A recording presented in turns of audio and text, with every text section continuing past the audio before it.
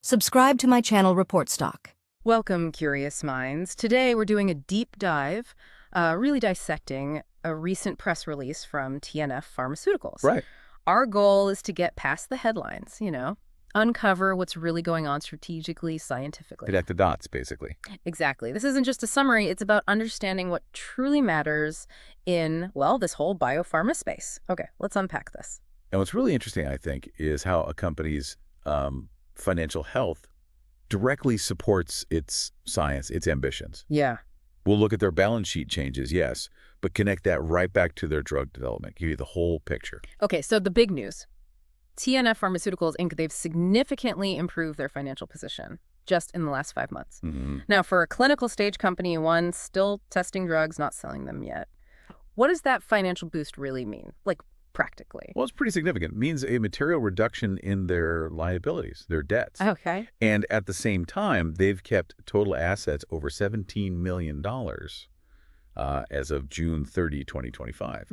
What's critically important here for you to understand is that for a company at this stage, every dollar counts. It's not just stronger financials on paper. It's more than just sounding good. Absolutely. Yeah. It extends their cash runway, how long they can operate before needing more money. Okay. Fewer potentially dilutive funding rounds, at least in the near term. That lets them focus on the science, the milestones, not constant fundraising. That's the real power shift. Makes sense. Their president and CMO, Mitchell Glass, he did say this gives them a stronger platform for growth and shareholder value creation. Standard phrasing, maybe, but important context. right. And he also mentioned continued support of our largest investors, and the source clarifies their biggest shareholder is actually a long-term strategic one. What does that tell you? Oh, it's huge. It signals deep confidence, a long-term view. Not just looking for a quick flip. Exactly. Having a long-term strategic investor means alignment, patience.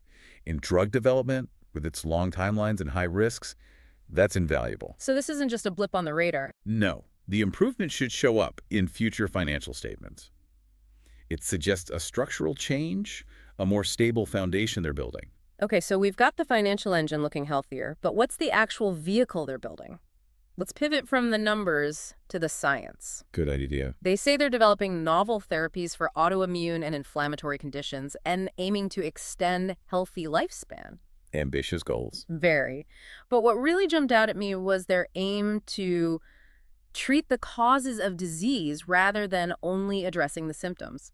That feels like a major shift. How hard is that, really, targeting the root cause? That's a fantastic question because, yeah, that is where the real innovation challenge lies. It's much harder than just managing symptoms. Like, how are they tackling it? They have two distinct therapeutic platforms. First, there's isomyosamine. Okay. This is a clinical stage, small molecule platform. Think of small molecule as a tiny, precisely engineered chemical key. Designed to unlock something specific in the body. Exactly. Its main job is to regulate the immune system, specifically controlling TNF-alpha. TNF-alpha, that's a big name in inflammation, right? It is. You can sort of think of it as a master switch for chronic inflammation. Isomyosamine aims to control that, and also other pro-inflammatory signals, other messengers fanning the flames. So turning down the volume on the whole inflammatory orchestra, basic? That's a great way to put it. And it's being developed for diseases with both acute, like sudden flare-ups, and chronic long-term inflammation. Got it. Targeted inflammation control. What's the second platform? The second one is super CBD. This is a novel synthetic derivative of cannabidiol, CBD. Ah, CBD. That market's exploded, obviously. It really has. You've got FDA-approved drugs, but also this huge unregulated market. Super CBD is designed to improve on existing CBD approaches. How so? What are they targeting? They're developing it specifically for chronic pain, addiction, and epilepsy. So again, addressing major unmet needs, but through a different chemical approach than isomyosamine. Two distinct platforms. Isomyosamine for inflammation, super CBD for pain, addiction, epilepsy. That seems, well, ambitious for a clinical stage company, developing both at once. It is ambitious, you're right. It definitely diversifies their potential, spreads the risk maybe. But also stretches resources. Absolutely. It demands significant resources, a lot of scientific expertise across different areas. It shows they have strong belief in both approaches, though. A calculated risk, maybe? Swinging for the fences in two different fields? You could say that, leveraging different mechanisms to hit that big goal. treating causes. Okay, speaking of the future and looking ahead, Mitchell Glass mentioned updating investors soon, specifically about a collaboration with Renova on GLP-induced inflammation and muscle damage. Right, that's another potential development stream. But in biopharma, looking ahead always means understanding the caveats, the forward-looking statements. Indeed. And the press release includes that standard but very important cautionary statement regarding forward-looking statements. Standard, but people should actually read it. They really should. It explicitly says these future-oriented statements involve known and unknown risks, uncertainties, and other factors. Things that could make actual results completely different from expected ones. And they're clear the statements are only good as of the date they're made. No duty to update. Precisely. Which raises that key question for anyone watching. How do you balance the company's optimism with these built-in industry risks? Yeah, that's always the challenge. So what are some of those important factors they list, the real-world hurdles? Well, they list several, and it's quite revealing. Things like unexpected financial problems, maybe needing more cash, but market conditions are bad. Which could hurt existing shareholders. Essentially. Also, just staying compliant with NASDAQ listing rules, that's not always guaranteed. And the big one for their stage. Regulatory approvals, the timing, the ability to even get approvals for clinical trials, let alone final drug approval. That's a huge hurdle. Never a given. Right. What else? Oh, the timing and results of the trials themselves.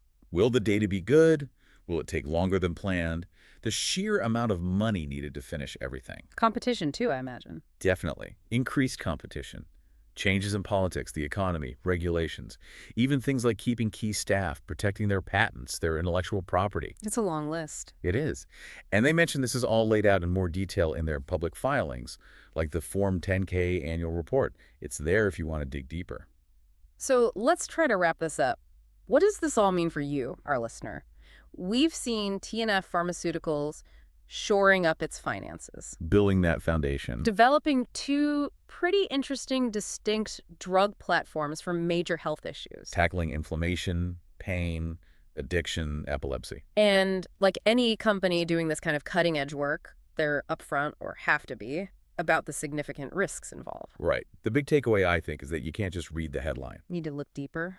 Exactly. You need to dig into the specifics, the financial strategy, the science details, and, yeah, really understand the caveats, the risks they themselves point out. It gives you the full picture. It empowers you, really. Helps you think critically about medical innovation and just how tough that journey to market actually is. Absolutely. Remember, the world of biotech is always moving, always evolving. Keeping an eye on companies like TNF, understanding their strategies and challenges, gives you a fascinating window into the future of health. It really makes you wonder, doesn't it? Which of these scientific bets will actually pay off and change how we treat disease down the road? Subscribe to my channel Report Stock.